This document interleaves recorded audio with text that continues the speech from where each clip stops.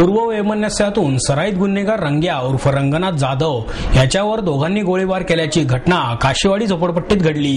या गोळीबारातून रंग्या थोडक्यात बचावला। भर दुपारी गोळीबार झाल्याने परिसरात काही काळ तणाव निर्माण झाला होता। दरम्यान रंग्याच्या नातेवाईकांनी काशीवाडी पोलीस चौकीसमोर अंगावर रॉकेल ओतून आत्महत्येचा प्रयत्न केला।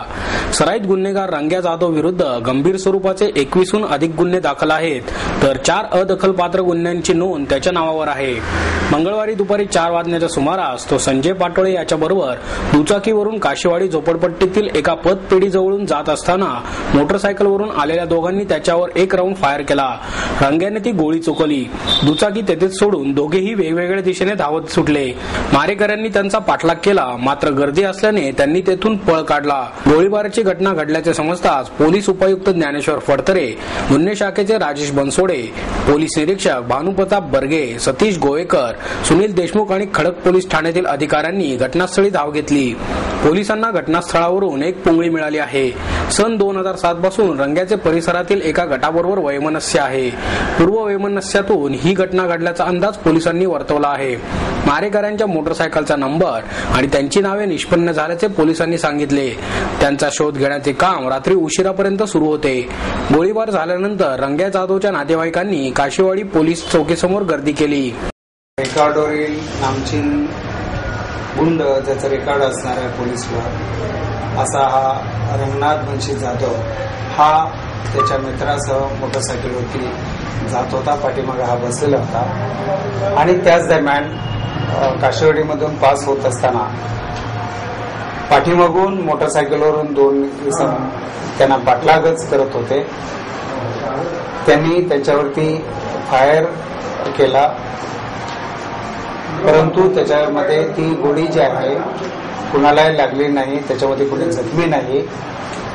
त्यानंतर जाधव ज्या गाडीवरती होतं ती गाडी स्लिप झाली, पडली, त्याचा बॅलन्स गेला आणि त्याच्यानंतर ते पळून गेलेले आहेत। आणि जे असेलंट होते, जे आरोपी जे आहेत दोघं, ते सुद्धा नंतर ते मोटरसायकलवरून तसे ते तिकडून निघून गेले।